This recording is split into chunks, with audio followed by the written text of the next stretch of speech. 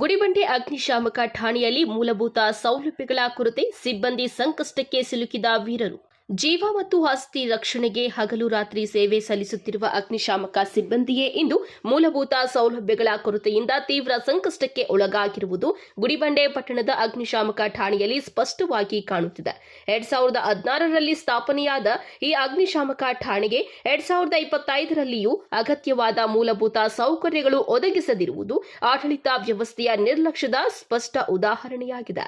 ಅಗ್ನಿಶಾಮಕ ಠಾಣೆಯ ವಸತಿ ಗೃಹಗಳ ಮೇಲ್ಛಾವಣಿಯಲ್ಲಿ ಅಳವಡಿಸಿದ್ದ ಡಾಬಾ ಶೀಟ್ಗಳು ಈಗ ಸಂಪೂರ್ಣವಾಗಿ ಹಾಳಾಗಿದ್ದು, ಮಳೆಗಾಲ ಆರಂಭವಾಗುತ್ತಿದ್ದಂತೆಯೇ ಮೇಲ್ಛಾವಣಿಯ ಮಧ್ಯಭಾಗದಿಂದ ನೀರು ನುಗ್ಗುತ್ತಿದೆ. ಪರಿಣಾಮವಾಗಿ ವಸತಿ ಗೃಹಗಳ ಒಳಗಡೆ ಗೋಡೆಗಳು ನೆನೆದು ಹಾನಿಗೊಳಗಾಗುತ್ತಿದ್ದು, ವಿದ್ಯುತ್ ಸಂಪರ್ಕಕ್ಕೆ ಸಹ ಅಪಾಯ ಉಂಟು ಮಾಡುವ ಸ್ಥಿತಿ ನಿರ್ಮಾಣವಾಗಿದೆ.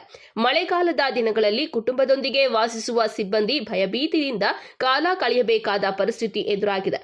ಇನ್ನೊಂದೆಡೆ ಅಗ್ನಿಶಾಮಕ ಠಾಣೆಯಲ್ಲಿ ಬೋರ್ವೆಲ್ ವ್ಯವಸ್ಥೆ ಇಲ್ಲದಿರುವುದರಿಂದ ಕುಡಿಯುವ ನೀರು ಮತ್ತು ದೈನಂದಿನ ಬಳಕೆಗೆ ತೀವ್ರ ಸಮಸ್ಯೆ ಎದುರಾಗಿದೆ. ಪಟ್ಟಣ ಪಂಚಾಯಿತಿಯಿಂದ ಸರಿಯಾದ ಸಮಯಕ್ಕೆ ನೀರು ಬಿಡದೆ ಇರುವ ಕಾರಣ ಸಿಬ್ಬಂದಿ ನೀರಿಗಾಗಿ ಪರದಾಡುವಂತಾಗಿದೆ.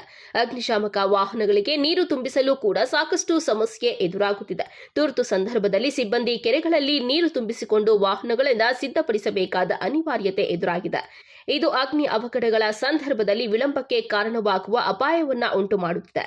ಠಾಣೆಯ ಸುತ್ತಮುತ್ತ ಕಾಂಪೌಂಡ್ ಗೋಡೆ ವ್ಯವಸ್ಥೆ ಇಲ್ಲದಿರುವುದರಿಂದ ಬೇಸಿಗೆ ಕಾಲದಲ್ಲಿ ಹಾವು, ಕಾಡು ಪ್ರಾಣಿಗಳು ಹಾಗೂ ಇತರೆ ವಿಷಕಾರಿ ಜೀವಿಗಳು ವಸತಿ ಪ್ರದೇಶದೊಳಗೆ ನುಗ್ಗುವ ಭೀತಿ ಹೆಚ್ಚಾಗಿದೆ. ಮಕ್ಕಳಿರುವ ಸಿಬ್ಬಂದಿ ಕುಟುಂಬಗಳು ಸದಾ ಆತಂಕದ ವಾತಾವರಣದಲ್ಲಿ ಜೀವನ ನಡೆಸುವಂತಾಗಿದೆ. ಸೇವೆ ಸಲ್ಲಿಸುತ್ತಿರುವ ಅಗ್ನಿಶಾಮಕ ಸಿಬ್ಬಂದಿಗೆ ಯಾವುದೇ ರೀತಿಯ ವಸತಿ ಸೌಲಭ್ಯ, ಕುಡಿಯುವ ನೀರು, ವಿದ್ಯುತ್, ಸ್ವಚ್ಛತೆ ಸೇರಿದಂತೆ ಅಗತ್ಯವಾದ ಮೂಲಭೂತ ವ್ಯವಸ್ಥೆಗಳೇ ಇಲ್ಲದೆ ದುಸ್ತರ ಪರಿಸ್ಥಿತಿಯಲ್ಲಿ ಕರ್ತವ್ಯ ನಿರ್ವಹಿಸಬೇಕಾಗಿದೆ.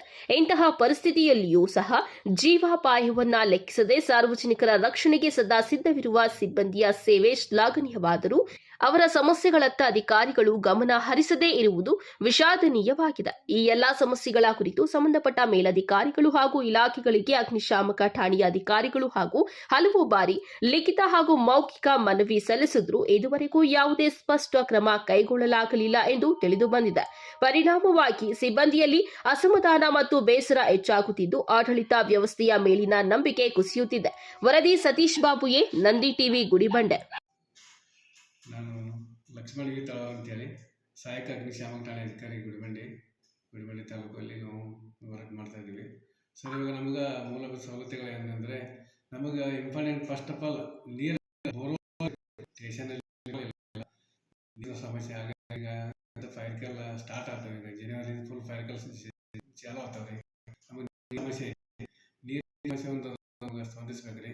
ಆಮೇಲೆ ನಮಗೆ ಕಾಂಪೌಂಡ್ ಇಲ್ರಿ, ಕಾಡು ಪ್ರಾಣಿಗಳೆಲ್ಲ ಸ್ವಲ್ಪ ಒಳಗಡೆ ಬರ್ತಾವೆ. ನೈಟಲ್ಲಿ ನಮ್ಗೆ ಹಾವು ಇಂಥವು ಕಾಡು ಪ್ರಾಣಿಗಳು ಭಾಳ ಬರ್ತಿರ್ತಾವೆ. ಆಮೇಲೆ ಸಿ ಸಿ ರಸ್ತೆ, ಸ್ಟೇಷನ್ ಮುಖ್ಯ ರೋಡಿನಿಂದ ನಮಗೆ ಆಫೀಸರ್ ಕ್ವಾರ್ಟರ್ಸ್ನ ಸಿ ಸಿ ರಸ್ತೆ. ಆಮೇಲೆ ಸ್ಟೇಷನಲ್ಲಿ ಸ್ವಲ್ಪ ಲೈಟಿಂಗ್, ನಮಗೆ ಹೊರಗಡೆ ಲೈಟಿಂಗ್ಸ್ ಇಲ್ಲ. ಸ್ವಲ್ಪ ನಮಗೆ ಕಾಂಪೌಂಡು, ಸಿ ಸಿ ರಸ್ತೆ, ಬೋರ್ವೆಲ್ದು, ನಮಗೆ ಸಿಬ್ಬಂದಿ ಕ್ವಾರ್ಟರ್ಸ್ಗಳು ಸ್ವಲ್ಪ ಸೋಲಾರು, ಆಮೇಲೆ ಅವು ಸ್ವಲ್ಪ ಸಿಬ್ಬಂದಿ ಕ್ವಾರ್ಟರ್ಸ್ಗಳು ಸೋರ್ತಾ ಇದ್ದಾವೆ. ಇವೆಲ್ಲ ಸ್ವಲ್ಪ ನಮಗೆ ಮಾಡಿಕೊಟ್ಟರೆ ಅನುಕೂಲವಾಗಿ 8/10/2016ರಲ್ಲಿ ಫಾರಮ್ ಆಗಿದ್ದಾರೆ. ಅಲ್ಲಿ ಹಿಡಿದು ಈಗ ಇಲ್ಲಿ ತನ ಬೋರ್ವೆಲ್ ವ್ಯವಸ್ಥೆ ಇಲ್ಲ. ಪಟ್ಟಣ ಪಂಚಾಯತಿಯವರು ನೀರು ಬಿಡುವಂದ್ರೆ 3 ದಿನಕ್ಕೊಮ್ಮೆ 4 ದಿನಕ್ಕೊಮ್ಮೆ ನೀರು ಬಿಡ್ತಾರೆ. ನಮಗೆ ಸಿಬ್ಬಂದಿಯವರಿಗೆ ನಮಗೆ ಕುಡಿಲಿಕ್ಕೆ ನೀರಿನ ವ್ಯವಸ್ಥೆ ಇಲ್ಲ. ಸ್ವಲ್ಪ ನೀವು ಆದಷ್ಟು ಸ್ವಲ್ಪ ನಮ್ಗೆ ಸರ್, ಈಗಾಗಲೇ ನಾವು MLA ಅವ್ರಿಗೆ ಲೆಟರ್ ಕೊಟ್ಟಿದ್ದೀರಾ ಅಂತ ಹೇಳಿದ್ರು. MLA ಸರಿ ಕೊಟ್ಟಿದ್ದೇವೆ ಸರ್, MLA ಸರಿ ಕೊಟ್ಟಿದ್ದೇವೆ ರೀ. ಏನಂತ ಕೊಟ್ಟಿದ್ರಿ ಸರ್? ಸರ್, ನೀರಿಂದು ನಮಗೆ ಕಾಂಪೌಂಡು ಸ್ವಲ್ಪ ನಮಗೆ ಕಾಡು ಪ್ರಾಣಿಗಳು ಬರ್ತಾವೆ ಅಂತೇಳಿ ಕೊಟ್ಟಿದ್ದೇವೆ ಸರ್. ಅವರು ಈಗ ಮಾನ್ಯ ಶಾಸಕರು ಸ್ಪಂದಿಸ್ತಿದ್ದಾರೆ. ಅದಕ್ಕೆ ಸ್ಪಂದಿಸಿ ಆಯ್ತಪ್ಪ, ನಿಮ್ಗೆ ಒಂದು 15 ದಿವಸದಲ್ಲಿ ನಾವೆಲ್ಲ ರೆಡಿ ಮಾಡಿ ಕೊಡ್ತೀವಿ ಅಂತ ಹೇಳಿದ್ದಾರೆ ಸರ್. ಅವರಿಗೆ ಮೊನ್ನೆ ನಾನು ಭೇಟಿಯಾಗಿ ಬಂದೀನಿ ರೀ, ಮಾಡ್ತಿದ್ದೀನಿ ಸರ್. ಈಗ ಪಟ್ಟಣ ಪಂಚಾಯತಿಯವರು ನಮಗೆ ಟ್ಯಾಂಕ್ಲಿಂದ ನೀರು ಬಿಡ್ತಾರೆ. ನಮ್ಮ ಟ್ಯಾಂಕ್ಲಿಂದ ಅಷ್ಟೇ ನಮ್ಗೆ ಜಳಕಕ್ಕೆ ಅದು ಮಾಡ್ಲಿಕ್ಕೆ. ಆಮೇಲೆ ನಾವು ಫೈರ್ಗೆ ಹೋಗಿ ಬಂದೇವಂದ್ರೆ ನಮ್ಗೆ ನೀರು ತುಂಬ್ಕೋಬೇಕಾದ್ರೆ ವ್ಯವಸ್ಥೆ ಇಲ್ಲ. ನಾವು ಕೆರೆಗೆ ಹೋಗ್ಬೇಕು, ನಿಮ್ಮ ಪಟ್ಟಣ ಗುಡಿಬಂಡೆ ಕೆರೆಯಲ್ಲಿ ತುಂಬ್ಕೋಬೇಕು. ಇಲ್ಲಾಂದ್ರೆ ನಾವೆಲ್ಲ ಫೈರ್ಗೆ ಹೋಗಿ ಬರುವಾಗ ಎಲ್ಲಿ ದಾರೆ ಕೆರೆ ಇರ್ತೈತೆ ಅಲ್ಲಿ ನೀರು ತುಂಬ್ಕೊಬರ್ಬೇಕು. ನಮ್ಮ ಗಾಡಿ 4,500 ಲೀಟರ್ ನೀರು ತುಂಬೇಕು. ಒಂದು ಫೈರ್ಗೆ ಹೋಗಿ ಬಂದೇವಂದ್ರೆ ನಮಗೆ ನೀರಿನ ಅವಶ್ಯಕತೆ ಭಾಳ ಇದೆ.